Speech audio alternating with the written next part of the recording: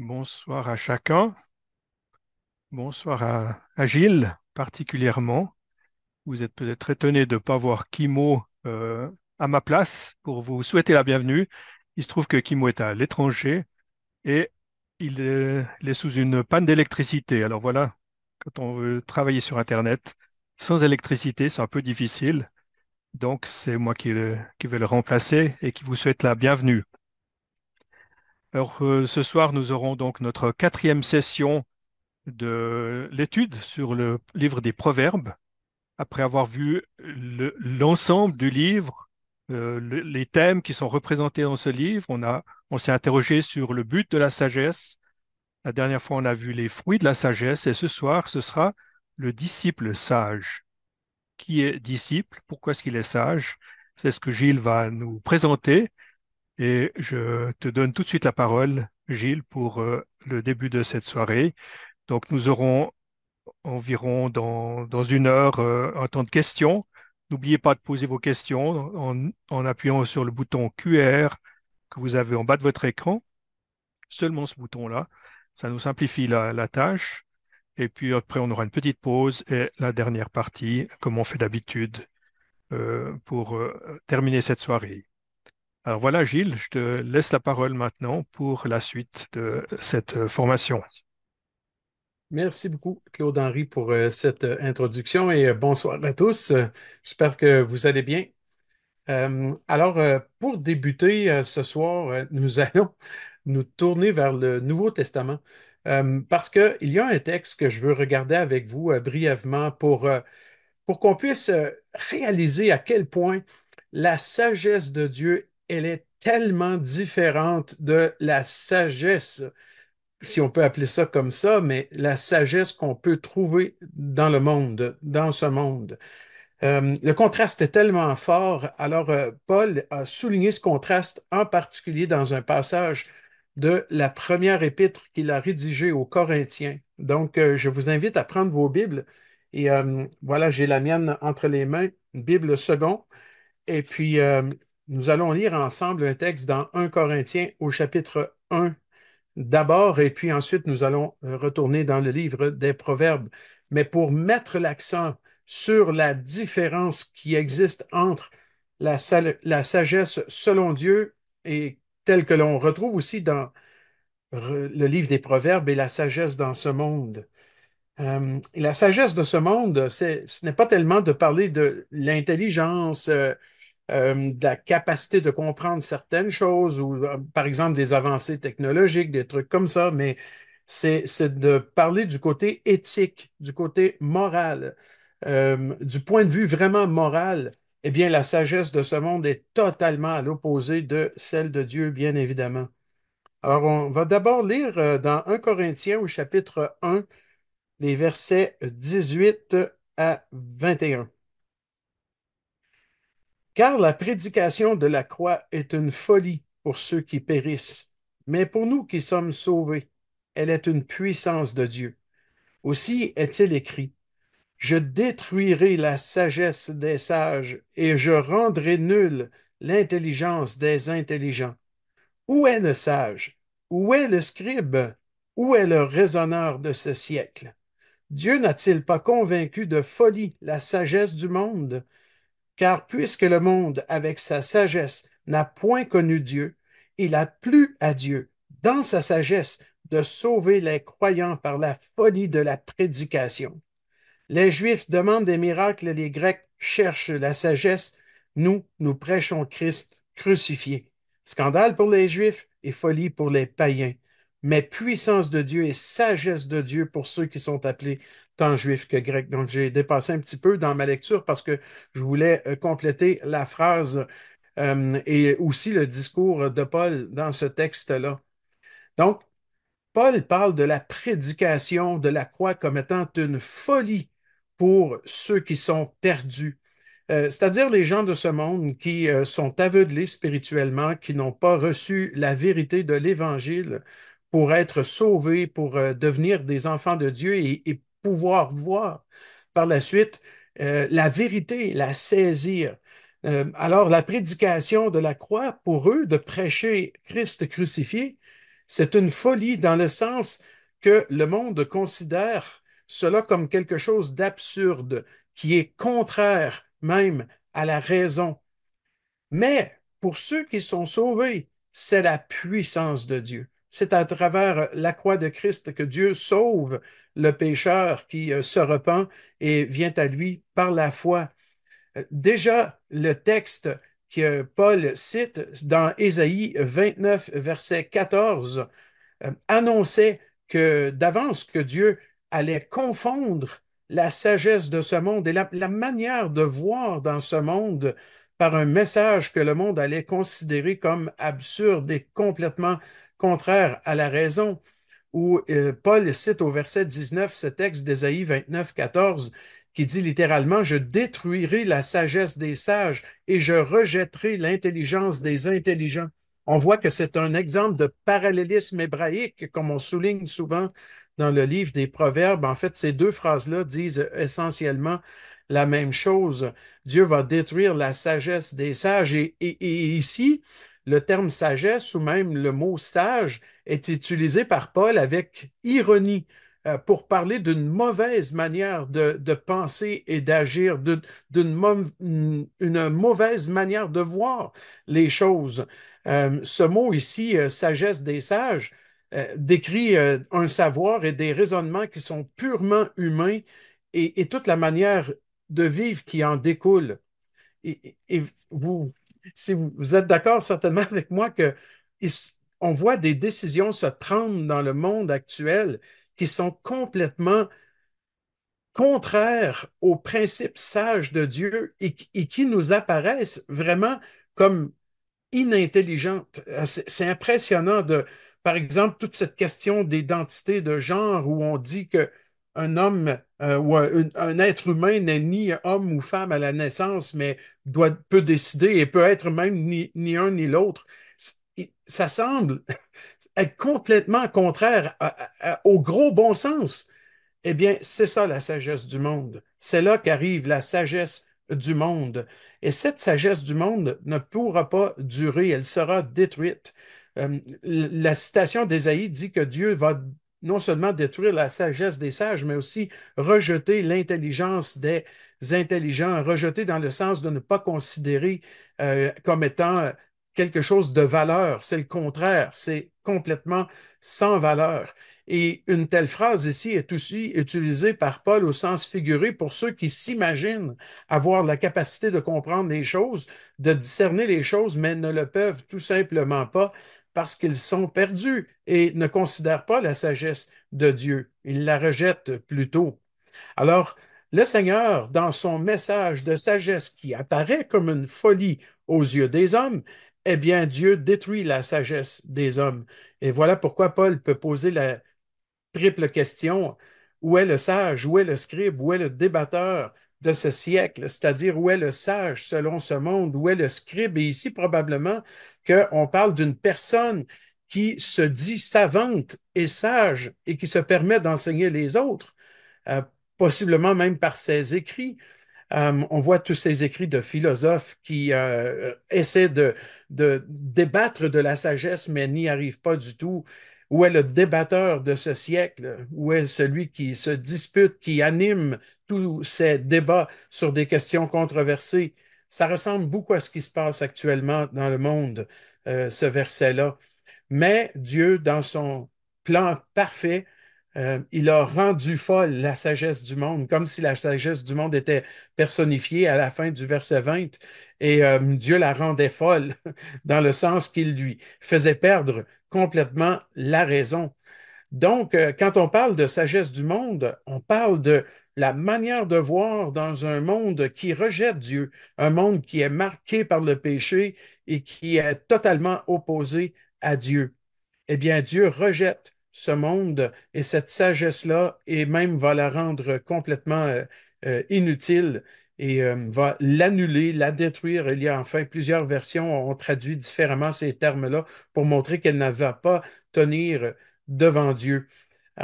C'est par sa sagesse absolue dans ses plans parfaits que Dieu accomplit sa rédemption pour les hommes qui se tournent vers lui et qu'il sauve. Même si les gens considèrent comme une folie la prédication de la croix, eh bien, pour Dieu, c'est une démonstration de son immense sagesse. Donc, je voulais juste parler brièvement sur ce passage dans les Corinthiens parce que ça met vraiment en contraste la sagesse dans le monde avec celle de Dieu. Et bien entendu, celle de Dieu va demeurer et celle des hommes va disparaître.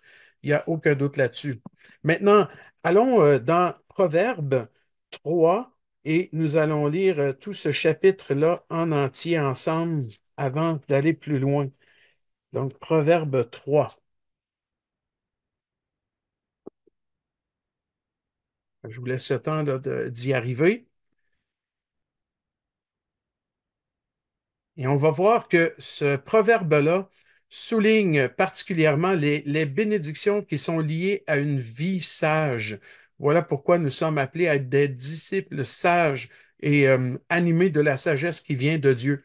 Et gardons à l'esprit là, que la sagesse, c'est vraiment une vision du monde, c'est une manière de voir les choses et de comprendre qui est selon Dieu et donc qui doit être éduqué par la parole de Dieu et formé par la parole de Dieu. La sagesse de Dieu, elle nous est donnée à travers la parole de Dieu et l'application de la parole de Dieu. Donc, c'est une sagesse qu'on l'a souligné à maintes reprises, que c'est une sagesse qui est intellectuelle, c'est vrai, elle est rationnelle, c'est le gros bon sens. J'aime beaucoup cette expression, mais c'est aussi l'art de mettre en pratique la parole de Dieu dans nos vies qui donne une définition complète et exacte de la sagesse. Eh bien, ce proverbe-là souligne les bénédictions qui sont liées à une vie sage.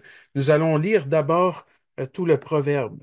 Donc, Proverbe 3, verset 1, je lis toujours dans la version seconde, nouvelle édition de Genève.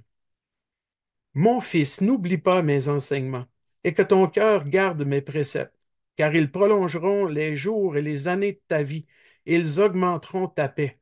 Que la bonté et la fidélité ne t'abandonnent pas. Lis-les à ton cou, écris-les sur la table de ton cœur. Tu acquerras ainsi de la grâce et une raison saine aux yeux de Dieu et des hommes. Confie-toi en l'Éternel de tout ton cœur et ne t'appuie pas sur ta sagesse. Reconnais-le dans toutes tes voies et il aplanira tes sentiers. Ne sois point sage à tes propres yeux. Crains l'Éternel et détourne-toi du mal. Ce sera la santé pour tes muscles et un rafraîchissement pour tes os. Honore l'Éternel avec tes biens et avec les prémices de tout ton revenu. Alors tes greniers seront remplis d'abondance et tes cuves regorgeront de mou. Mon fils, ne méprise pas la correction de l'Éternel et ne t'effraie point de ses châtiments, car l'Éternel châtie celui qu'il aime, comme un père l'enfant qu'il chérit. Heureux l'homme qui a trouvé la sagesse et l'homme qui possède l'intelligence, car le gain qu'elle procure est préférable à celui de l'argent, et le profit qu'on en tire vaut mieux que l'or. Elle est plus précieuse que les perles, elle a plus de valeur que tous les objets de prix. Dans sa droite est une longue vie, dans sa gauche la richesse et la gloire. Ses voies sont des voies agréables et tous ses sentiers sont paisibles. Elle est un arbre de vie pour ceux qui la saisissent, et ceux qui la possèdent sont heureux. C'est par la sagesse que l'Éternel a fondé la terre, c'est par l'intelligence qu'il a affermi les cieux. C'est par sa science que les abîmes se sont ouverts et que les nuages distillent la rosée. Mon fils, que ces enseignements ne s'éloignent pas de tes yeux. Garde la sagesse et la réflexion. Elles seront la vie de ton âme et l'ornement de ton cou. Alors tu marcheras avec assurance dans ton chemin, et ton pied ne trébuchera pas. Si tu te couches, tu seras sans crainte, et quand tu seras couché, ton sommeil sera doux. Ne redoute ni une terreur soudaine, ni une attaque de la part des méchants, car l'Éternel sera ton assurance, et il préservera ton pied de toute embûche. Ne refuse pas un bienfait à celui qui y a droit, quand tu as le pouvoir de l'accorder. Ne dis pas à ton prochain, va et reviens, demain je donnerai, quand tu as de quoi donner. Ne médite pas le mal contre ton prochain lorsqu'il demeure tranquillement près de toi. Ne conteste pas sans motif avec quelqu'un lorsqu'il ne t'a point fait de mal. Ne porte pas envie à l'homme violent et ne choisis aucune de ses voies. Car l'Éternel a en horreur les hommes pervers, mais il est un ami pour les hommes droits. La malédiction de l'Éternel est dans la maison du méchant, mais il bénit la demeure des justes. Il se moque des moqueurs, mais il fait grâce aux humbles. Les sages hériteront la gloire, mais les insensés ont la honte en partage. Prions ensemble. Merci Seigneur pour ta parole. Elle est tellement bonne, elle est tellement agréable, Seigneur. Elle est percutante. Merci pour ta sagesse, Seigneur, qui nous est donnée par l'Écriture. Merci, Seigneur, parce que tu renouvelles notre intelligence. Tu nous transformes depuis déjà l'intérieur pour nous façonner à l'image de Christ, lui qui a été l'incarnation même de la sagesse de Dieu.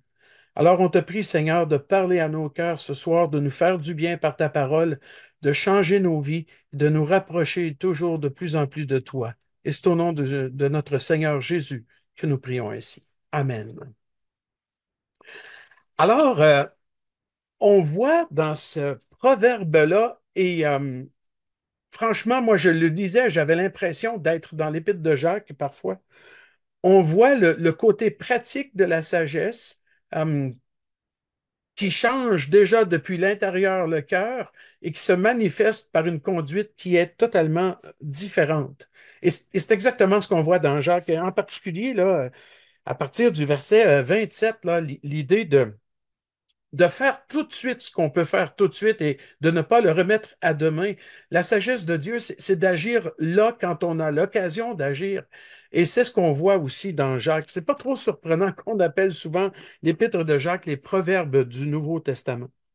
Donc, c'est très pratique comme chapitre, mais nous allons débuter avec deux versets, en fait, qui sont le cœur du passage, les versets 5 et 6. J'aimerais les relire d'abord qui nous parle du sanctuaire de l'âme, c'est-à-dire le lieu de communion avec Dieu. Pour nous, c'est dans sa parole, là où on puise la sagesse de Dieu. Relisons les versets 5 et 6. Confie-toi en l'Éternel de tout ton cœur et ne t'appuie pas sur ta sagesse. Reconnais-le dans toutes tes voies et il aplanira tes sentiers. Quel beau passage. C'est vraiment le cœur du chapitre 3, selon moi. Confie-toi en l'Éternel de tout ton cœur. Le sanctuaire dont le titre parle de cette section, c'est un titre que nous avons donné à cette section-là, c'est le sanctuaire de l'âme. Eh bien, ce sanctuaire-là, c'est la communion avec Dieu. Et ici, cette communion, elle est particulièrement marquée par la confiance dans le Seigneur. Un chrétien qui est sage s'attache au Seigneur et fait confiance au Seigneur en toutes choses. Mais remarquez que le texte dit de le faire, de lui faire confiance, de se confier en lui de tout son cœur et non pas avec un cœur divisé. Ça, c'était déjà le sens du premier commandement. Tu aimeras le Seigneur ton Dieu de tout ton cœur, de toute ton âme, etc. Donc, d'avoir un cœur qui est entier et pas divisé. Et rappelons-nous que dans l'Écriture, le cœur, c'est le siège de la personnalité, de la volonté, des décisions, de l'engagement. C'est tout ce que nous sommes, le cœur. Eh bien, de tout notre cœur, entier et pas divisé, il faut faire confiance au Seigneur et on doit l'apprendre de plus en plus. Il faut que ça devienne un mode de vie et pas seulement une expérience aléatoire, temporaire, qui vient, qui part. On doit développer comme un mode de vie cette confiance dans le Seigneur. C'est facile de faire confiance au Seigneur quand tout va bien. Mais comment cela se passe-t-il quand nous sommes dans une période d'épreuve? Eh bien, je crois personnellement que c'est probablement dans l'épreuve qu'on apprend le plus à faire confiance au Seigneur, à dépendre vraiment de lui. Très rapidement, on devient tellement indépendant souvent. Puis quand les choses vont bien, quand tout va bien, on a le réflexe de faire les choses par nous-mêmes, de prendre nos propres décisions, comme si on était pleinement autonome et qu'on n'avait pas besoin de lui. Mais heureusement que le Seigneur permet des épreuves dans nos vies pour nous ramener à lui, pour nous amener à dépendre de lui. Donc, il faut que cette confiance dans le Seigneur ne soit pas dépendante des circonstances, que ce soit pas uniquement quand ça va bien ou quand ça va mal, mais on devrait constamment apprendre à dépendre du Seigneur. Et c'est vrai que c'est dans les pires moments souvent on expérimente la manière peut-être la plus remarquable qui soit la toute suffisance de Dieu. Mais il faut apprendre à dépendre du Seigneur en toutes circonstances. Il faut aussi prendre garde de ne pas se reposer sur sa propre intelligence, c'est-à-dire sa propre manière de voir les choses et aussi de les évaluer. C'est ce que Salomon veut dire lorsqu'il dit ne t'appuie pas sur ta sagesse, de la manière dont toi tu conçois les choses. Assure-toi que tu vois les choses comme Dieu les voit et que ta vision soit au diapason avec celle de Dieu. C'est pas sur notre manière de voir les choses et de les évaluer qu'on doit agir et qu'on doit prendre les décisions. Mais même en tant que croyant, on doit l'admettre, ça nous arrive probablement trop souvent d'élaborer nos propres plans, de prendre nos propres décisions fondées sur souvent notre propre compréhension des choses et des plans de Dieu pour nous. Et là, ça arrive que les choses ne se passent pas comme prévu. Puis on est déçu et on se demande ben, qu'est-ce qui se passe et pourquoi les choses tournent mal ou ça ne va pas comme on avait prévu. Voilà pourquoi il faut qu'on apprenne à toujours chercher la direction du Seigneur dans nos vies pour vivre constamment dans les limites de sa volonté à lui, un peu à l'image de ce que faisaient les rois de Juda quand ils consultaient l'Éternel, et en particulier le roi David.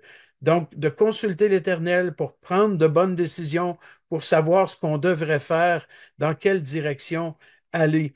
C'est pas un exercice qui est très facile ou forcément facile ou peut-être qu'on n'a pas nécessairement non plus le réflexe de faire cela, mais c'est le seul moyen, je crois, de vraiment connaître la direction du Seigneur et de trouver la paix dans notre âme.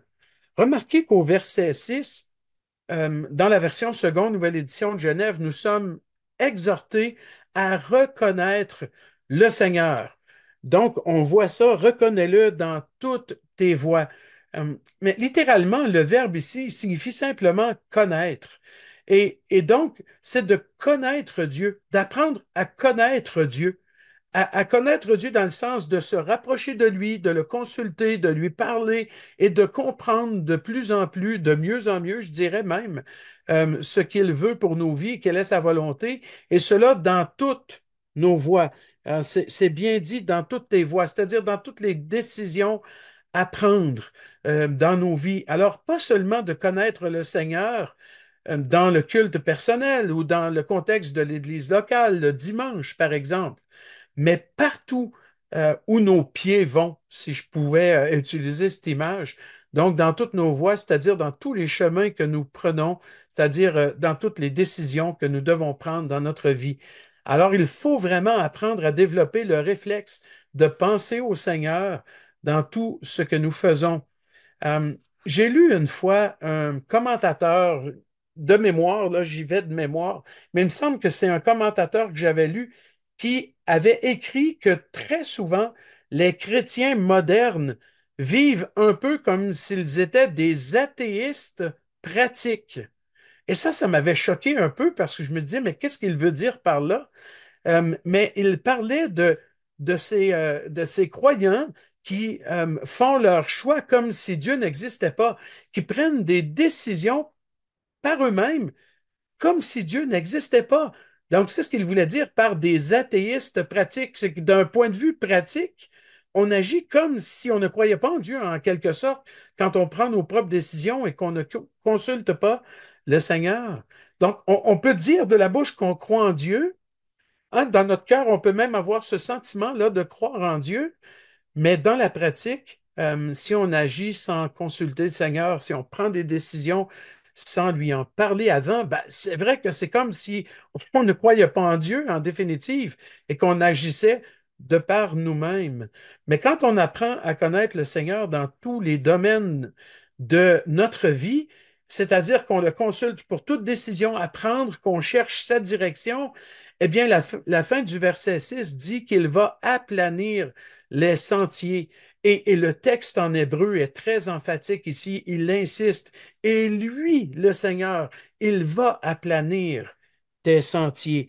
Euh, Aplanir ici a le sens littéralement de rendre droit. De rendre droit dans le sens de révéler, de faire comprendre par où il faut passer. Ça ne veut pas dire du tout qu'il va éliminer toutes les difficultés. Ça ne veut pas dire aplanir dans le sens que le Seigneur va enlever toutes les épreuves, toutes les difficultés devant nous. Ce n'est pas le point. C'est qu'il va rendre droit le sentier. Il va le révéler clairement. C'est comme si ce sentier-là allait apparaître devant nos yeux, puis on savait dans quelle direction aller, même si ça implique peut-être un sentier difficile à suivre, qui pose des défis et même qui peut susciter des doutes, la crainte, la peur, peut-être des angoisses même, mais on sait que c'est le chemin à prendre, alors on y va. On fait confiance au Seigneur. Il nous a montré la direction, il a aplani le sentier. Maintenant, on sait qu'on doit y aller. Eh bien, on avance. Alors, c'est vraiment un principe important qui est relevé ici de ce principe de se confier entièrement, sans un cœur divisé, au Seigneur, sans s'appuyer sur nous-mêmes, mais plutôt en recherchant sa direction à lui dans tous les domaines de notre vie, dans toutes nos voies, c'est-à-dire tous les domaines de notre vie. Et le Seigneur va rendre claires les décisions à prendre. Et parfois, il va rendre ces décisions-là claires dans notre cœur, dans notre lecture peut-être, mais aussi à travers les autres, parce que le Seigneur parle à travers les autres et il va toujours donner un moyen pour comprendre quels sont les chemins qu'on doit prendre maintenant. Alors, je trouve que c'est vraiment au cœur de chapitre 3, ces deux versets-là, 5 et 6, et autour de ces deux versets-là, toute la structure du chapitre se développe par la suite pour nous amener à faire confiance au Seigneur d'une manière vraiment pratique et marcher avec lui d'une façon sage. Donc, pour que on soit des disciples sages. Alors, dans les versets 1 à 4 et aussi 7 et 8, nous avons titré l'exercice d'une foi vivante. Donc, ça, c'est dans votre canevas de notes de cours. Vous avez la division du chapitre. Et puis là, maintenant, on parle de l'exercice d'une foi vivante dans ces versets-là. Les versets 1 à 4, de même que les versets 7 et 8. Vous savez que c'est un texte qui parle de faire confiance au Seigneur, de garder sa parole dans nos cœurs, garder ses commandements, de prendre ce que la Bible nous révèle de Dieu, de se l'approprier nous-mêmes pour être à l'image de ce Sauveur que nous aimons tant. Et voilà comment on est appelé à exercer une foi vivante dans ce proverbe-là. Et la foi, c'est pas seulement lié à l'exercice de différents dons, des ministères dans les églises locales. La foi, c'est dans tous les domaines de notre vie. Je dirais que la foi vivante, on peut la décrire comme étant une confiance en Dieu qui retient la parole de Dieu et qui la met en pratique. Mais regardez comment ça débute. Mon fils, n'oublie pas mes enseignements. Qu'est-ce que ça veut dire ici, n'oublie pas? Eh bien, ça ne veut pas nécessairement dire oublier dans le sens littéral d'avoir un problème de mémoire, hein, de ne plus se rappeler de quelque chose. Mais le véritable sens est celui d'un choix d'ignorer l'enseignement de la parole de Dieu. C'est un choix qu'on fait d'ignorer la parole de Dieu. Quand Salomon dit à son fils, à Roboam, n'oublie pas mes enseignements, il lui dit en fait, n'ignore pas ce que Dieu dit. N'ignore pas ce que la parole de Dieu enseigne. Les enseignements de Salomon étaient bien entendu appuyés sur les commandements de la parole du Seigneur. D'ailleurs, les termes en grec ici là, sont très évocateurs. Dans la version seconde, là, on a le mot enseignement, on a le mot précepte, ça c'est dans le verset 1, mais je regarde le texte en hébreu, là, et c'est Torah qui est dans le mot enseignement, c'est Torah, donc la loi. Et puis, le mot précepte, c'est euh, mitzvah, c'est-à-dire commandement. Donc, ce sont des termes qui nous ramènent à la loi. à l'époque, bien sûr, de Salomon, donc qui ramène à la loi mosaïque et à tous les commandements de la loi mosaïque. Et ce que Salomon est en train de dire, mon fils, n'ignore pas ce que Dieu dit dans sa loi. Sa loi qui est sainte, qui est juste, qui est bonne, comme Paul le dit. Pour nous, par extension, ça va beaucoup plus loin que ça. C'est comme si le verset nous disait, n'ignorez pas toute la parole de Dieu, tout ce que Dieu nous a révélé dans la Bible. Donc, on ne doit pas l'ignorer, on ne doit pas faire de mauvais choix d'ignorer la parole de Dieu. Donc, on parle d'un oubli volontaire ici. Il faut au contraire garder ou observer la parole de Dieu, c'est-à-dire la mettre en pratique. Et je trouve ça super intéressant que la deuxième phrase du verset 1 dise et que ton cœur garde mes préceptes, littéralement que ton cœur garde mes commandements, mitzvah, mes commandements. Et le cœur, je rappelle encore, c'est le siège de la volonté, de la personnalité, c'est tout ce que nous sommes. Donc, c'est au plus profond de nous-mêmes que nous sommes appelés à travers les exhortations de Salomon à Roboam. Nous sommes appelés à garder, à observer, à mettre en pratique la parole de Dieu déjà dans tout ce que nous sommes, au plus profond de nous-mêmes. Vous voyez que ça dépasse la simple observance d'une règle religieuse. Ce n'est pas du tout comme ça que fonctionne la sagesse de Dieu.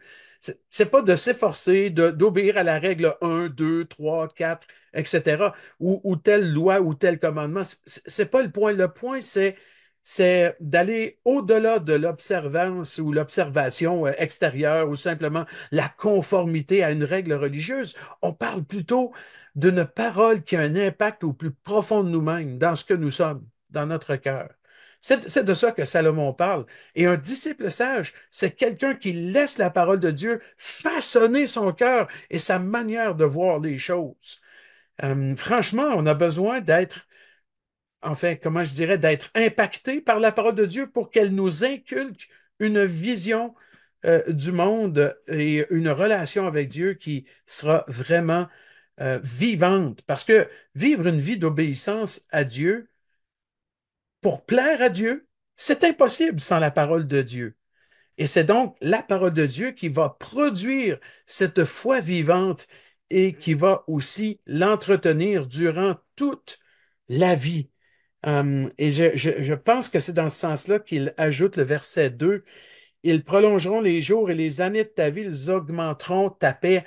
Je crois que ça veut simplement dire, et en particulier que pendant toute la vie, toute la durée de la vie, la parole de Dieu sera là et la parole de Dieu va nous donner la paix, même dans des circonstances difficiles.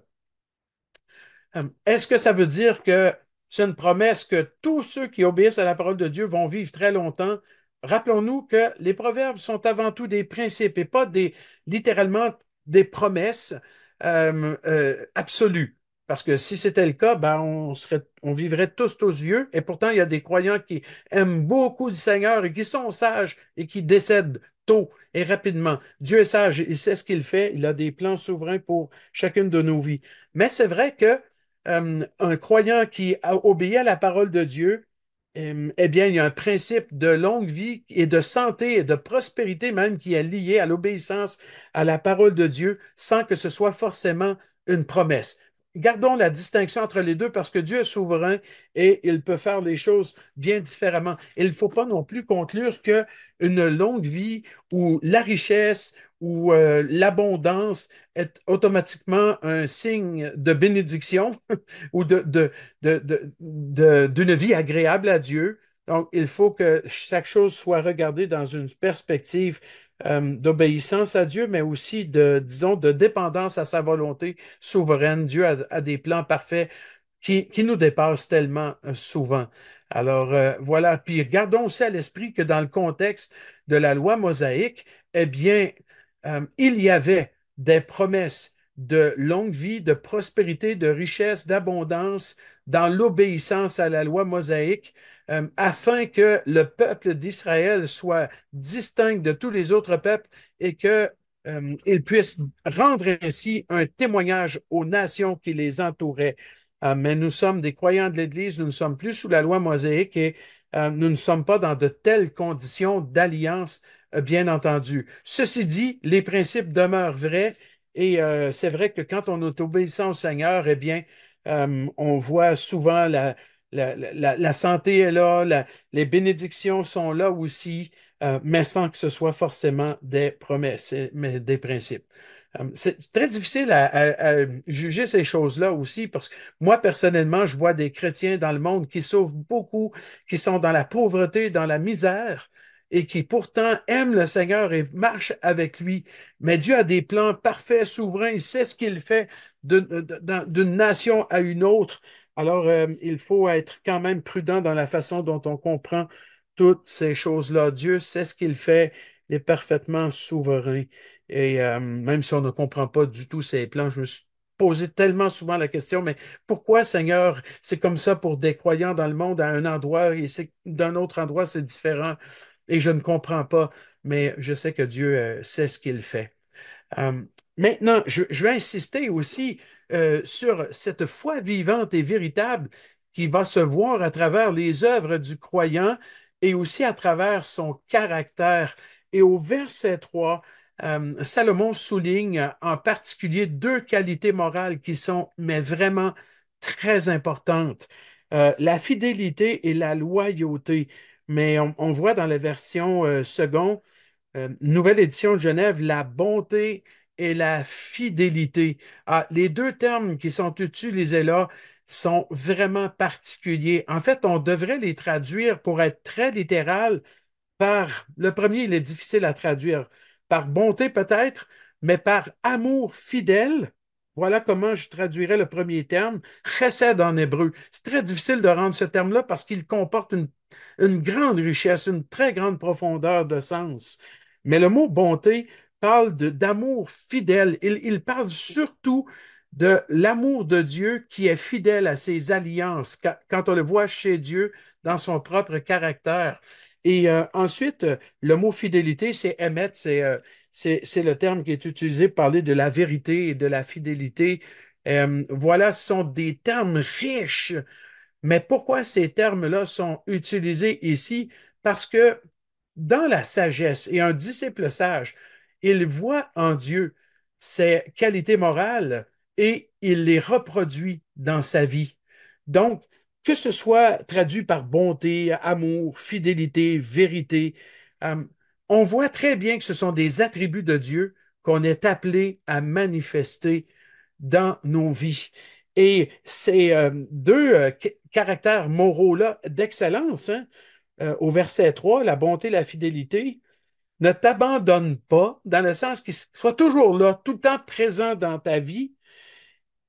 Et pour que ce soit parfaitement visible, clair, lis-les à ton cou, écris-les sur les tables de ton cœur. Ce sont des choses qui doivent nous caractériser extérieurement, lié à son cou, c'est comme un collier, comme une belle parure. On voit ça souvent, ce concept-là de concepts abstraits comme la loyauté, la fidélité, l'intégrité, qu'on met comme un collier, comme une parure pour que ça puisse nous qualifier, nous caractériser, que les gens voient extérieurement qu'on est des gens qui sont caractérisés par la bonté et la fidélité, l'amour fidèle, la vérité, etc. Mais bien sûr, que ce soit fortement ancré dans l'intérieur, écris-les sur la table de ton cœur. Donc, comme une référence à la parole de Dieu qui est gravée dans la pierre, ben, grave toutes ces choses dans ton cœur à l'intérieur. Donc, autant de l'intérieur jusqu'à l'extérieur, on doit manifester ces attributs magnifiques de Dieu. C'est ça une vie sage, en fin de compte. C'est de tellement dépendre de Dieu que euh, on peut manifester le caractère même de Dieu ou les attributs moraux de Dieu, bien entendu, je ne parle pas de son omniscience, son omniprésence, hein, vous comprenez bien. On parle des attributs moraux de Dieu qu'on est appelé à refléter. Un peu comme dans la phrase, vous serez saints car je suis saint. Dieu veut que son peuple soit caractérisé par des attributs qui appartiennent en propre à Dieu. Et certainement que la bonté, la fidélité, là, ça caractérise pleinement Dieu et les croyants sont appelés dans une vie de sagesse à refléter cela. Donc, une foi vivante, c'est d'avoir une juste vision de Dieu, de, de voir Dieu tel qu'il est et de refléter ce que Dieu est dans nos vies, ce qui va nous amener au verset 7 à ne pas nous regarder nous-mêmes. Vous remarquez ça dans le verset 7, ah, ne sois point sage à tes propres yeux. On ne met pas l'accent sur nous-mêmes, puis on ne se croit pas être arrivé à la sagesse parfaite ou absolue, mais plutôt on se tourne vers le Seigneur et puis on regarde à lui, on craint l'Éternel, on se détourne du mal et on se tourne vraiment vers lui. Et tout cela, ben, une foi vivante, va nous faire beaucoup de bien dans nos vies. Et on voit souvent dans le contexte de l'alliance mosaïque, hein, un contexte de bénédiction lié à l'obéissance à l'alliance, eh bien, c'est une obéissance qui mène à la santé. C'est une obéissance qui mène à l'abondance. On le voit dans les versets 8, 9 et 10, mais avec les limites de ce que j'ai mentionné tout à l'heure. Ça amène aussi dans les versets 9 et 10 les bénédictions qui sont matérielles. On le voit dans ces deux versets-là en particulier, avec le fait d'honorer Dieu avec les biens, eh bien, les prémices de tout le revenu. Alors les greniers deviennent remplis, les cuves regorgent de mou. Ces principes-là ici étaient vraiment particulièrement importants pour les croyants de l'Ancien Testament qui étaient sous l'Alliance mosaïque. On l'a dit tout à l'heure, c'est un lien direct en fin de compte entre l'obéissance et l'alliance mosaïque, et puis les bénédictions matérielles et spirituelles qui en découlaient. Vous lirez Lévitique 26 et Deutéronome 28 à ce sujet-là. Mais de la même manière, hein, à l'opposé, la désobéissance à l'alliance entraînait des pertes matérielles, la pauvreté, le malheur et la misère, ce qui était vrai, là, vraiment, littéralement sous l'alliance mosaïque. Aujourd'hui, il ne faut plus regarder cela ainsi et penser que, par exemple, la pauvreté, la maladie est le reflet d'une désobéissance ou d'un manque de foi. Ce n'est pas du tout le cas dans le contexte de la nouvelle alliance et des croyants de l'Église. Mais ici, là, ce qui est très important à souligner, c'est que la santé, l'abondance matérielle ne doit pas être une motivation pour une vie sage. C'est plutôt une relation de cause à effet, mais d'un engagement de part et d'autre. C'est-à-dire, le croyant, lui, tout ce qu'il s'engage, c'est à être fidèle à Dieu, à lui obéir. Et Dieu bénit d'autre part, selon sa volonté, selon ses plans parfaits, même s'il peut y avoir des exceptions à cette règle-là. Par exemple, tu sais, dans le psaume 73, 73 pour ceux qui sont en Suisse, euh, on voit que le méchant prospère. Il est méchant et il est en santé et tout va bien et il est riche. Alors, franchement, comment ça se fait? Comment cela peut-il arriver? Et on voit aussi toute l'incompréhension des psalmistes hein, devant ce phénomène.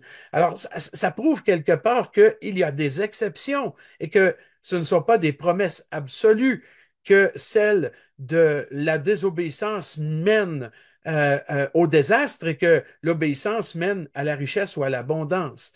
Ça arrive aussi que le juste souffre malgré son obéissance et malgré sa fidélité. Alors, c'est vrai qu'il y a un principe qui dit qu'un croyant qui honore Dieu avec ses biens, il est souvent béni en retour par Dieu. Mais ce ne doit pas être une motivation et une recherche systématique. Un croyant de l'Église aujourd'hui ne doit pas chercher à obéir à Dieu pour être riche ou pour être en santé. Il doit simplement le faire parce qu'il aime Dieu, parce qu'il veut être un reflet du caractère de Dieu, peu importe ses circonstances. Mais on constate que très souvent, Dieu bénit le croyant qui se rapproche du Seigneur et cherche à lui obéir. La Bible ne promet pas aux chrétiens de l'Église la richesse matérielle. Dieu dit qu'il va pourvoir à tous nos besoins selon sa volonté et il connaît beaucoup mieux que nous nos propres besoins. La maladie, la pauvreté, le manque de matériel n'est pas nécessairement un signe de désobéissance ou de châtiment. Dieu est souverain, il fait toutes choses à merveille Et c'est pourquoi on doit constamment s'en remettre à lui et chercher sa sagesse avant toute chose et ne pas faire des bénéfices matériels et de la santé une motivation pour une vie sage. Je crois que c'est le bon moment pour prendre une petite pause ici avant d'aller plus loin et peut-être de donner l'occasion de poser une question ou deux. Alors, Claude-Henri, je te laisse diriger cette période pour les questions. Alors, merci pour cette première partie. Intéressant de lire ces proverbes, et de voir comment on peut les mettre en pratique dans notre vie tous les jours. Et je trouve, même si on est chrétien, même si on n'a pas les mêmes bénédictions matérielles que le peuple juif pouvait espérer, il y a quand même, je pense, comme tu l'as dit, une relation de cause à effet, dans le sens que si je suis obéissant, bah, il y a forcément des choses dans ma vie qui vont faire que ma vie sera euh, plus, enfin, aura des bénédictions matérielles, hein, dans le sens que si je sais gérer mon argent, ben, effectivement, il me restera un petit peu plus à la fin du mois que si je dépense inconsidérément. Oui, puis même MacArthur souligne dans sa Bible d'études avec les commentaires, il souligne que c'est un constat qu'on fait très souvent, qu'un croyant qui fait confiance à Dieu, qui honore Dieu avec tout ce qu'il possède, et peu importe la quantité qu'il Mm, possède, eh bien, on voit souvent des bénédictions en retour. Mais à nouveau, je rappelle, c'est mm, important qu'on comprenne que c'est vraiment selon ses voies sages et ses décisions mm, sages que Dieu agit et qu'on ne tout à doit pas fait. faire de constats qui sont Mm, absolus par rapport à cela, ou tout à fait, disons oui. Ouais, d'avoir des raisonnements absolus. tout à fait. Alors, on n'a pas beaucoup de questions, donc n'hésitez pas à poser vos questions avec le bouton QR qui se trouve en bas de votre écran. On en a deux pour le moment. Au milieu de l'épreuve, qui n'est pas facile à supporter, quelle attitude doit avoir un disciple sage? Oui, je dirais que d'abord que c'est probablement constamment ces épreuves-là qui arrivent qui vont nous rapprocher toujours plus de Dieu. Les moments où je me suis le plus rapproché de Dieu dans les 30 presque 34 ans de vie chrétienne que j'ai maintenant, c'est ces moments difficiles qui ont été très souvent, pour pas dire tout le temps, une occasion de me rapprocher du Seigneur et Mhm, de dépendre de lui. Et je crois qu'on a besoin de moments d'épreuve et de difficultés parce que autrement, c'est pas possible de, tu vois, de purifier l'or sans qu'il soit passé par, par par le le feu de feu. l'épreuve. Mhm, mhm, C'est absolument nécessaire et la maturité chrétienne reconnaît cela. Personne souhaite avoir des épreuves. Personne ne veut souffrir. mhm, Mais on reconnaît par la maturité chrétienne que c'est mhm, nécessaire et que c'est une occasion pour nous de nous rapprocher du Seigneur. Donc, je crois qu'on doit apprendre à dépendre du Seigneur et nous tenir dans sa présence. Et Dieu réconforte et fait tellement de bien, même dans les moments très difficiles. mhm. Et puis une deuxième question qui met un peu en question le cours qu'on est en train de suivre maintenant. Quel est l'intérêt que l'on a à étudier le livre des Proverbes? Oui, parce qu'il met l'accent d'une façon toute particulière sur la sagesse de Dieu qui, par la suite, dans la révélation progressive de Dieu, est évoquée plus brièvement.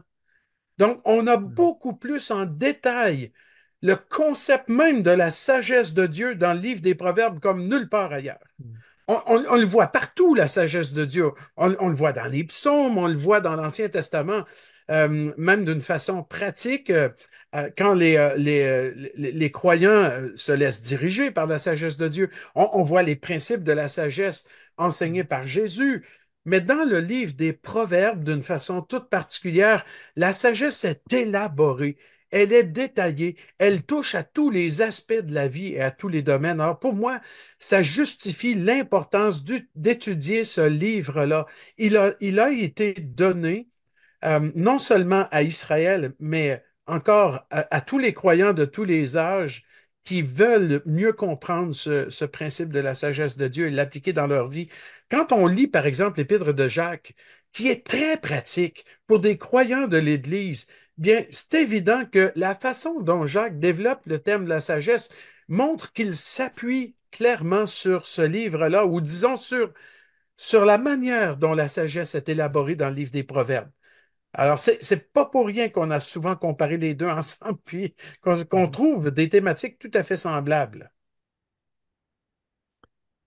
Merci. Une dernière question. Non, il y a plusieurs questions qui arrivent maintenant. Une question, mais je ne comprends pas tout à fait le sens de la question.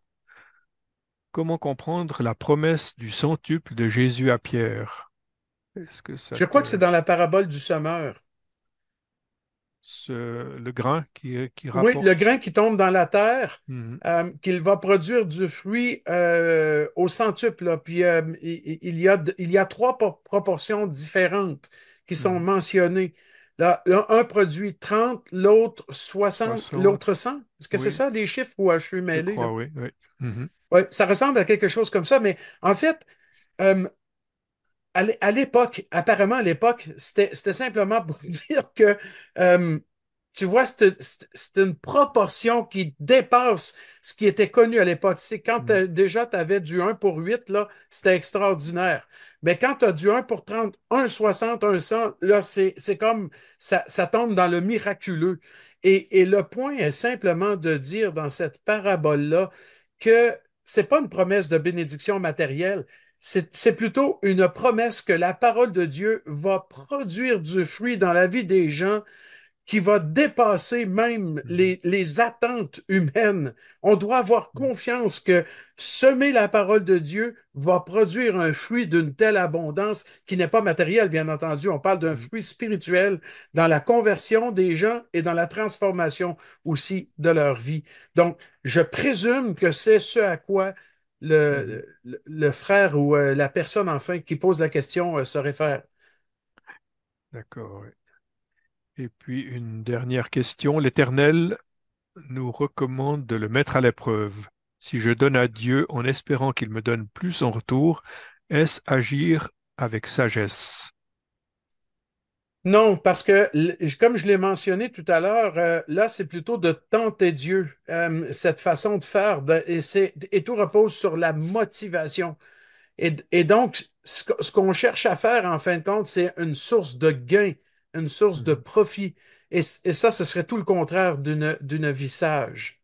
Euh, pour nos besoins, hein, tu vois comment le Seigneur présente le concept de la sagesse, Claude Henry, hein, quand il dit de simplement faire connaître ses besoins à Dieu, de ne pas Mhm. s'inquiéter, qu'il lui-même sait de quoi nous avons besoin, de mettre notre confiance en lui simplement. Et je crois qu'on est plutôt appelé à chercher à mettre en pratique sa parole pour être des hommes et des femmes sages et Mhm. remettre le reste entre les mains de Dieu et donc pas en faire une source de motivation. Donc de donner à Dieu d'une main pour chercher et tenter de recevoir de Mhm. l'autre. Là, j'appellerais plutôt cela tenter Dieu et avec Mhm. une motivation qui est très mauvaise en fait. Surtout que Dieu, comme il connaît toutes nos pensées, c'est que ça serait quand même un petit peu dangereux de s'aventurer dans ce domaine, hein. Oui, bah écoute, Dieu dans sa grâce, il est tellement bon qu'il peut même nous donner une très bonne leçon dans Mhm. tout cela pour nous amener à grandir et puis voilà, nous amener à reconnaître la faute et la confesser par la suite. Mais on ne doit jamais servir Dieu avec des mauvais motifs. Et puisque je ne vois aucunement dans l'Écriture qu'on est encouragé à chercher à faire abonder le matériel auprès de Dieu, je crois qu'on ne devrait pas adopter une Mhm. telle approche ou attitude. Mhm. Tout à fait, ouais. Une autre question. Lorsque Pierre a demandé au Seigneur que nous avons tout laissé et nous t'avons suivi, le Seigneur lui dit que vous aurez au centuple.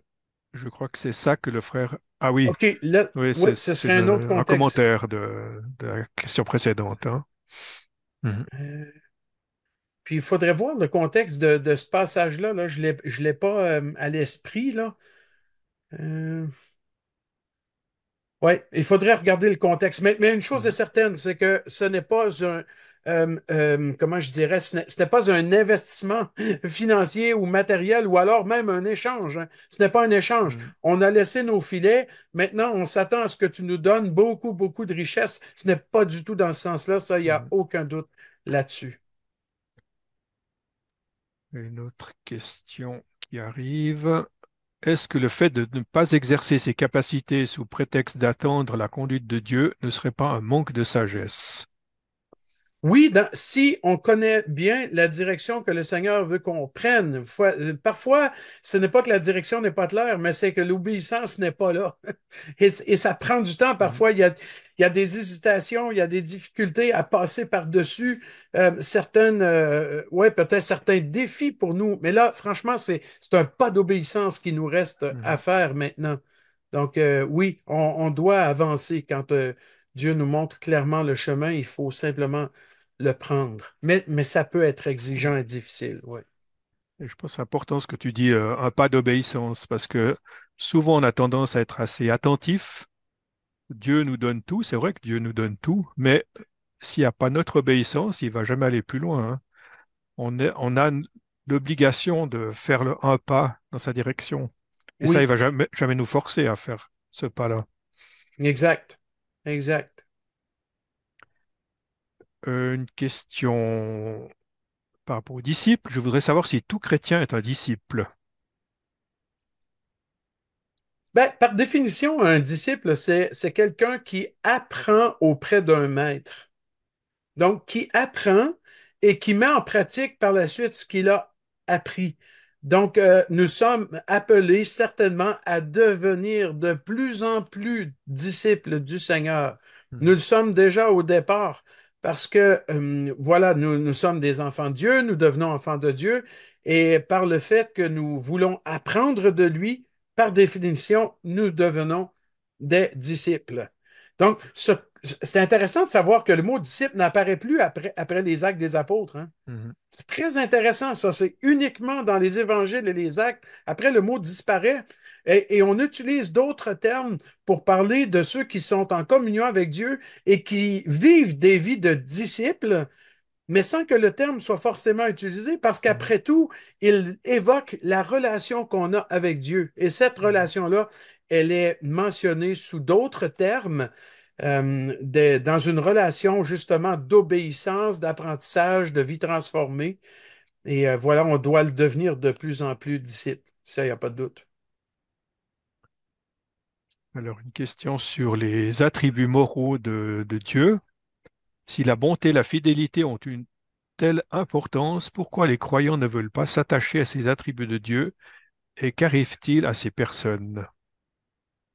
Bien, d'abord, on devrait chercher à voir si nous-mêmes, on reflète cet aspect-là dans nos vies. Est-ce qu'on manifeste le caractère de bonté et de fidélité? Je crois qu'on devrait toujours ramener la question vers nous d'abord.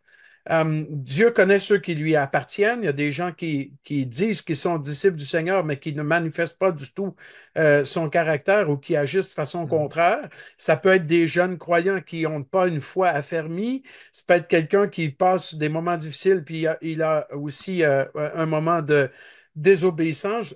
Voilà, on pourrait pas, tu vois, classifier et être et généraliser en fait toutes les Mhm. situations.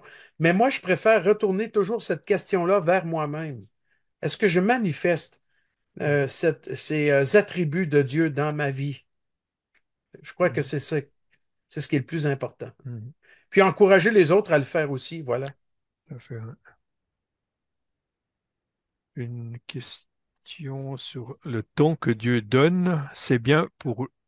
Alors, je faut juste que je prenne toute la question parce qu'elle est en deux parties. Le temps que Dieu donne, c'est bien pour lui et pas pour nous, n'est-ce pas? Sommes-nous responsables de ce que Dieu donne? Hum, Si je comprends bien la question, et en lien avec la sagesse, c'est certainement de bien gérer tout ce que Dieu met entre nos mains. Que ce soit le Mhm. temps, que ce soit les ressources, que ce soit les capacités, les dons, ça fait partie d'une vie sage de bien être de bons économes, quoi, de bien gérer, de bien administrer tout ce que Dieu remet entre nos mains et aussi tout ce que Dieu nous montre dans sa parole pour les mettre en pratique. Donc, ouais, si j'ai bien compris la question, nous sommes pleinement responsables, ça, il n'y a aucun doute là-dessus. Et puis en dernier lieu, donc le passage par rapport au centuple, c'est dans Matthieu 19, 29, selon ce qu'un auditeur nous dit. Quiconque aura quitté à cause de mon nom ses frères ou ses sœurs ou son père ou sa mère ou sa femme ou ses enfants ou ses terres Ah, ou ses OK. maisons recevra le centuple et héritera la vie éternelle. OK, merci, super. Ah bah, là, maintenant, là, je me rappelle le contexte de ce passage, c'est plus précis. Merci d'avoir précisé. Eh bien, là, ici, c'est une référence à la famille de Dieu, en fin de compte. C'est une référence à tout ce qui est lié au corps de l'Église. C'est-à-dire que, tu vois, on se convertit, on perd des fois des membres de nos familles qui nous rejettent à cause de l'Évangile, mais on retrouve des frères et sœurs non seulement à côté de chez nous, dans notre village peut-être, dans Mhm. la ville, dans le pays et même dans le monde entier. Alors, c'est déjà au centuple et centuple, c'est peu dire, hein? Mhm. C'est beaucoup plus que ça et c'est une référence à, voilà, à ces liens que nous avons avec tous nos frères et sœurs du monde entier. Alors, c'est vrai qu'on peut perdre des choses, mais on en retrouve beaucoup d'autres auprès des frères et sœurs de partout dans le monde. Alors, Est-ce que... même d'un point de vue matériel, hein, il y a un lien de vérité par rapport à cela, dans le sens où on ne peut pas dire, par exemple, à un autre croyant, tes biens sont à moi maintenant. Tu vois, il ne faudrait pas que ça devienne une motivation personnelle pour essayer de s'enrichir ou de profiter de quelqu'un. Mhm. Là, ce serait avec des mauvaises motivations. Mais par exemple, euh, comment je dirais, je peux dire que j'ai des maisons dans plusieurs pays du monde à chaque endroit où je suis reçu, tu vois, quand Mhm. je vais visiter ou enseigner dans différents endroits, chaque lieu qui me reçoit, c'est une maison qui est mise à ma disposition Mhm. pour que je puisse y dormir, Mhm. y être hébergé.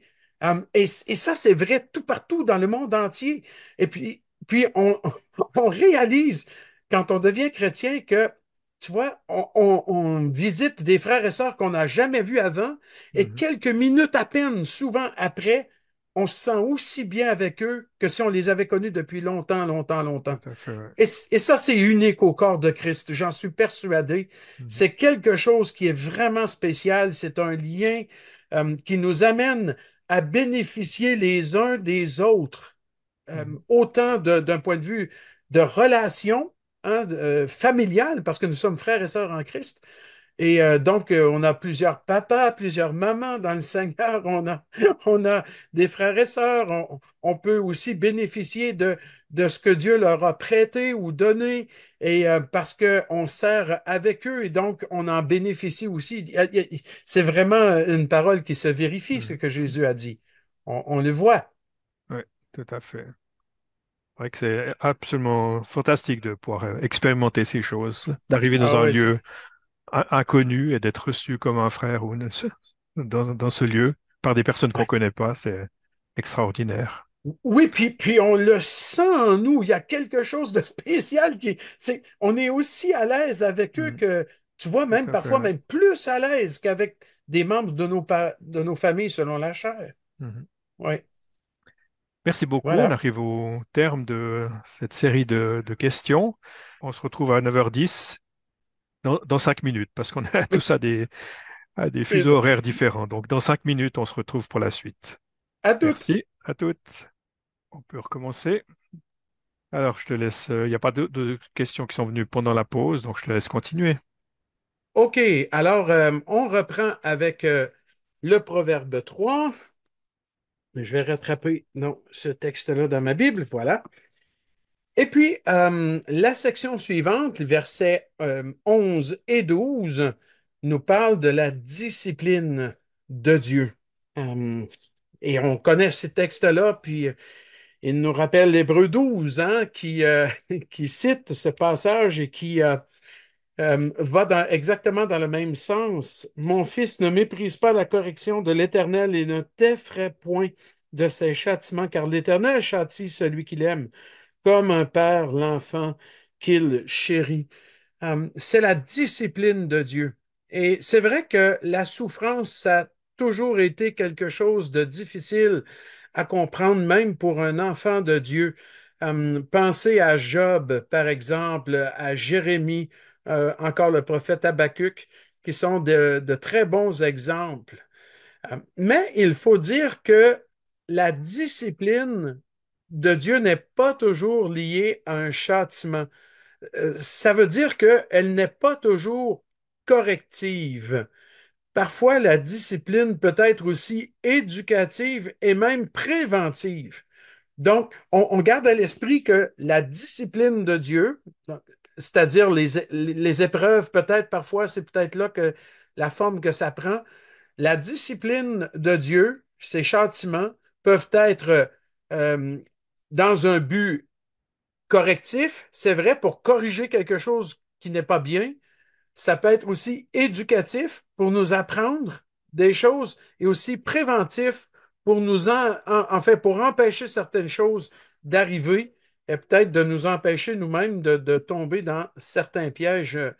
Je pense entre autres là, quand l'apôtre Paul, il a eu des belles visions glorieuses et célestes, mais pour ne pas tomber dans l'orgueil, Dieu a permis qu'il y ait un ange de Satan qui le soufflette. Donc, probablement que c'est un persécuteur qui lui causait des soucis, ou quoi qu'il en soit, il a vécu une épreuve difficile enfin, à cause de laquelle il a prié 3 fois. Le Seigneur dit mettre un terme, mais le Seigneur lui a répondu, ma grâce te suffit. Vous savez que c'est dans 2 Corinthiens au chapitre 12. Mais dans ce cas-ci, la discipline de Dieu, c'était préventif pour éviter à Paul de développer un cœur orgueilleux par rapport aux grandes révélations qu'il avait reçues. Donc, Dieu peut utiliser la discipline de manière corrective, de manière éducative, de manière aussi préventive. Mais dans tout cela, il y a toujours des leçons efficaces que le Seigneur, il va nous donner. Et il faut apprendre à se soumettre à la discipline de Dieu et à le recevoir comme tel.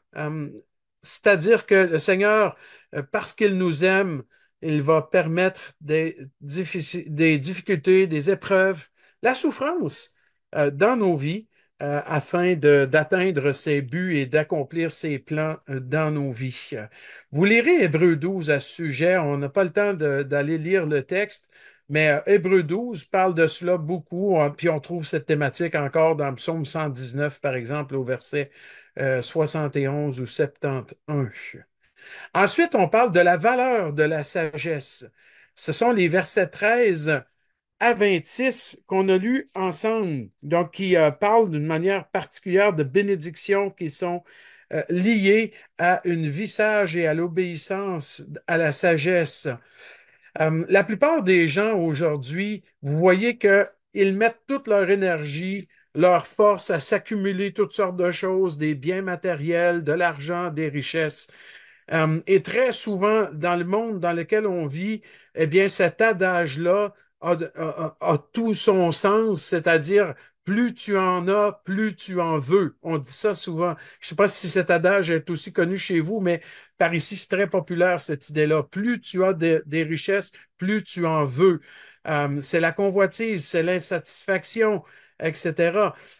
Mais nous savons très bien qu'il n'y a aucune satisfaction véritable et durable dans les biens matériels. C'est bien agréable d'avoir beaucoup de choses. Euh, c'est souvent ce qu'on pense d'ailleurs, mais il n'y a pas de véritable satisfaction dans tout cela. Euh, euh, c'est quoi le terme que je cherche? Le contentement. Voilà, je cherchais ce mot-là qui revenait, il me revenait pas, là, mais le contentement. Quel élément important pour un chrétien? Le contentement dans ce que Dieu permet dans nos vies.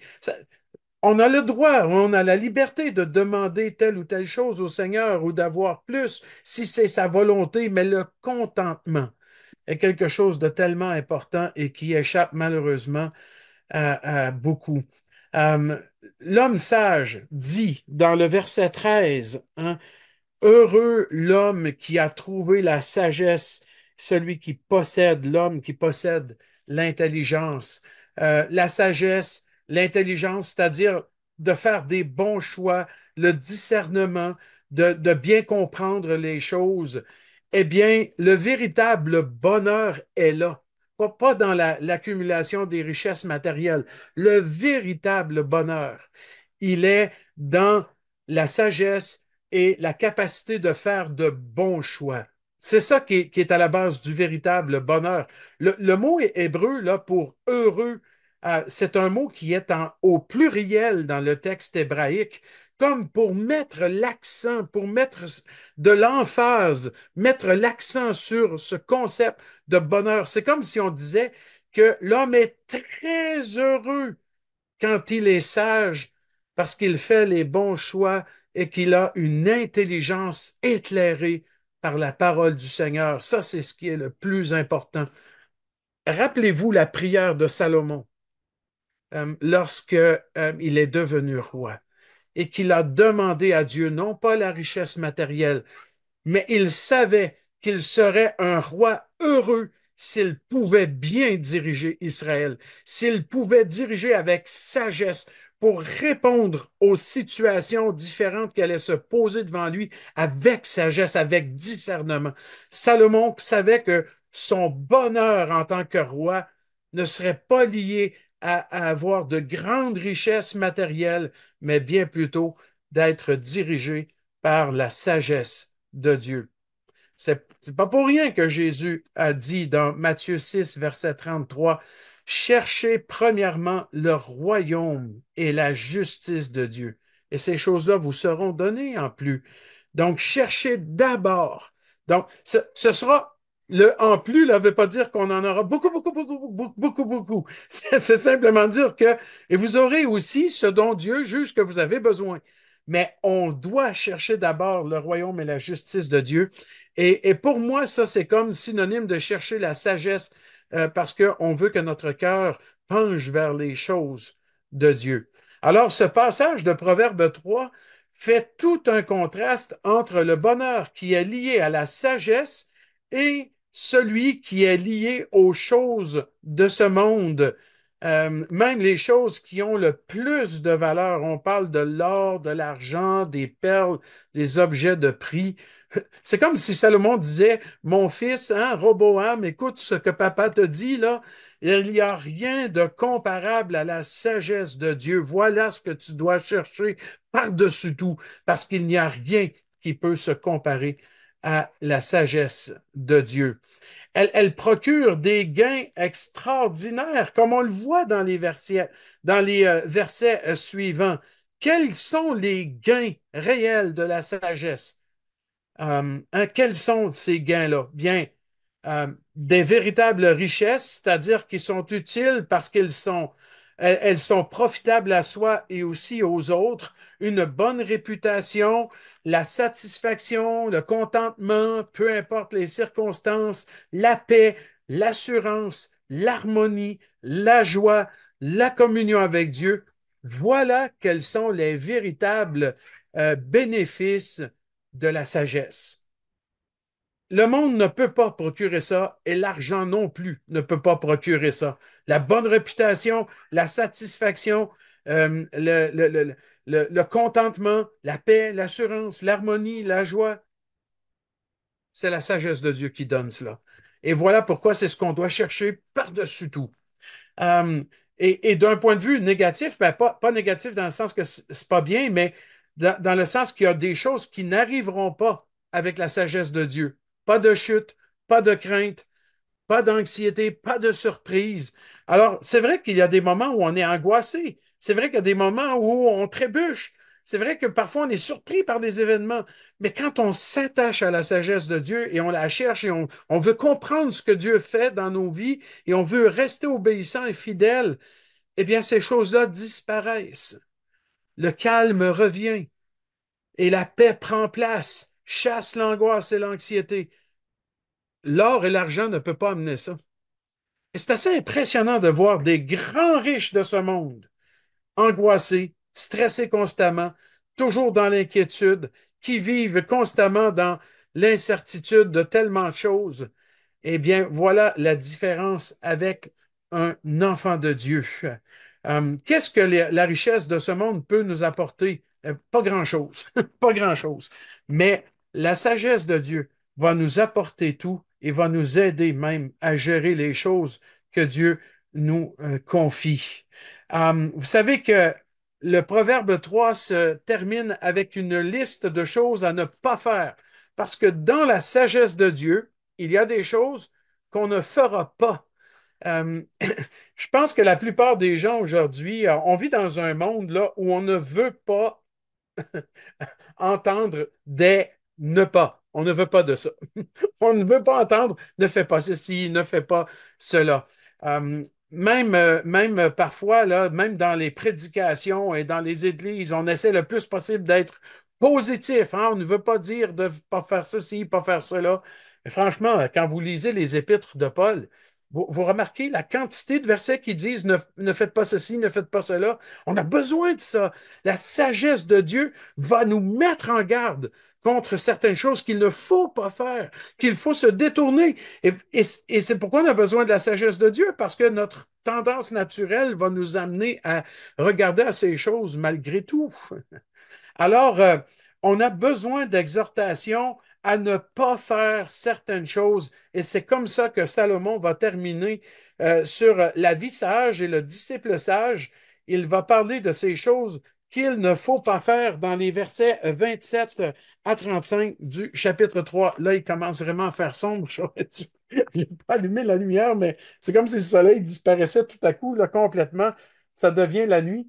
Mais les versets 27 à 35 ressemblent à l'épître de Jacques. Donc, de ne pas remettre à demain ce qu'on peut faire maintenant, d'agir maintenant. Quand Dieu met devant nous l'opportunité de rendre service à quelqu'un, de donner quelque chose à quelqu'un et qu'on a la capacité de le faire, eh bien, il faut le faire. Vous voyez la corrélation qu'il y a dans une vie sage entre le fait de comprendre les voies sages de Dieu, de comprendre sa sagesse et ensuite de la mettre en pratique. Et ça se voit dans des éléments tellement de base fondamentaux, hein, de la vie. Verset 27, de ne pas refuser un bienfait, de ne pas refuser de donner à quelqu'un, d'agir, de ne pas faire ce qui est mal, mais de chercher constamment ce qui est bien. Voilà ce qu'on est encouragé vraiment à faire. Alors, je vous laisse méditer sur ces beaux passages-là, des textes qui sont vraiment riches pour nous montrer à quoi ressemble une vie sage et que le Seigneur nous donne vraiment de refléter ces choses-là aujourd'hui dans nos vies. Alors, je vais m'arrêter ici, mais peut-être qu'on peut terminer avec un petit mot de prière et puis ensuite je laisse la parole à Claude Henry. Prions.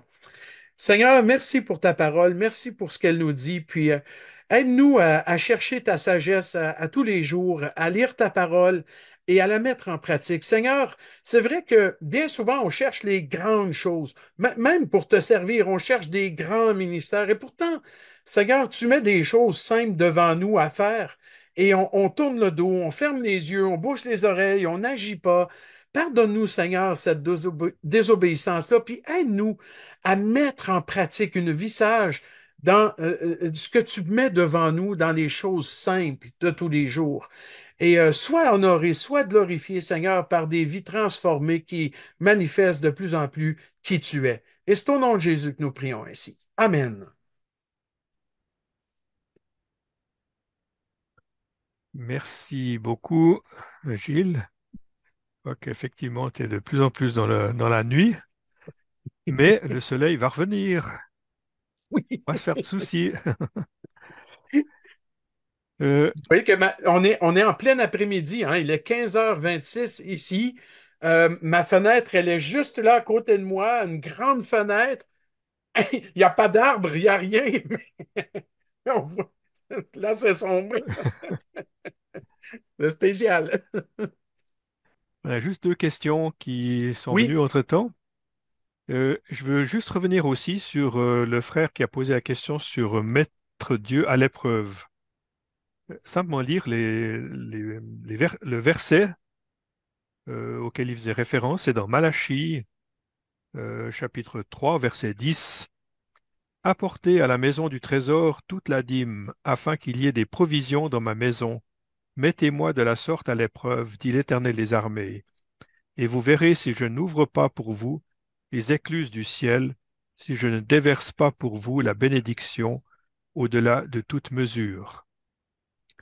Donc on était quand même dans un contexte un peu particulier de Malachie où il est question de peuple juif qui a abandonné l'Éternel, hein, qui n'apporte plus rien Exactement. au temple. Et c'est Oui, dans ce cadre-là que Dieu dit de le mettre à l'épreuve, hein. absolument. C'est le problème, là, à l'époque de Malachie, contrairement à beaucoup d'autres prophètes, le problème d'arrière-plan principal de presque tous les prophètes, c'est le problème de l'idolâtrie. Dans Malachie, le problème, c'est le formalisme religieux. Les gens ne faisaient pas les choses avec un cœur droit, avec des bonnes motivations. Et l'invitation à mettre Dieu à l'épreuve était simplement de leur dire, revenez à une obéissance comme je vous ai toujours invité, une obéissance qui est vraie, avec de véritables motivations, et vous verrez la bénédiction qui est liée à l'obéissance. Mhm. Ils se privaient eux-mêmes de ces engagements que Dieu avait pris dans l'Alliance mosaïque à cause du formalisme religieux. Ouais. Alors maintenant, deux questions qui sont venues encore. Premièrement, quel conseil ou quel regard avoir aux parents pour éduquer leurs enfants, utiliser une verge, un fouet euh, ou, ou une privation? Je ne sais pas. La question n'est pas très complète. Mais Euh, je présume que je peux répondre à cette question, mais si vous permettez, à la prochaine session, et d'ailleurs, je vous invite à lire Proverbe 4 et de garder la thématique de d'éduquer comme un père. Gardez ça et on va revenir sur cette thématique-là. et puis une question en rapport à ce que tu as parlé sur la discipline. Est-ce possible de nous donner un exemple biblique concernant les différents aspects de la discipline, éducative, préventive et corrective? Dans Hébreu 12, c'est en particulier éducatif. Parce que on le voit dans le fait que Dieu est en train de former ses enfants pour qu'ils lui ressemblent de plus en plus. Et si nous sommes enfants de Dieu, nous allons être châtiés, disciplinés pour lui ressembler de plus en plus. Donc, il y a un but qui est particulièrement éducatif dans la discipline de Hébreu 12. Vous pouvez approfondir ce sujet-là. L'aspect préventif, j'ai mentionné un exemple de 2 Hmm. Corinthiens 12 pour Paul, l'empêcher de devenir orgueilleux. Et l'aspect punitif, on peut le voir entre autres avec Ananias et Saphira, avec les Corinthiens qui sont tombés malades, infirmes et même morts parce qu'ils ont mal agi avec les éléments de la Sainte Seine. Donc, ce sont quelques exemples, là, mais probablement qu'on peut en trouver d'autres. Voilà, j'ai pas d'autres questions. Bien, merci. Alors, merci encore beaucoup pour cet exposé sur ce chapitre 3 des Proverbes. Donc, comme tu l'as dit, la prochaine fois, ce sera le 6 mai, Oui. lundi 6 mai, et on étudiera le chapitre 4 des Proverbes. Voilà, on vous souhaite à tous encore une bonne fin de soirée, et on souhaite aussi à Gilles de pouvoir retrouver le soleil pour pouvoir profiter de la fin d'après-midi après Merci. l'éclipse. À la prochaine fois, le 6 mai, pour la suite de l'étude des proverbes. Merci encore Merci. beaucoup et au Au revoir à revoir à chacun. tous.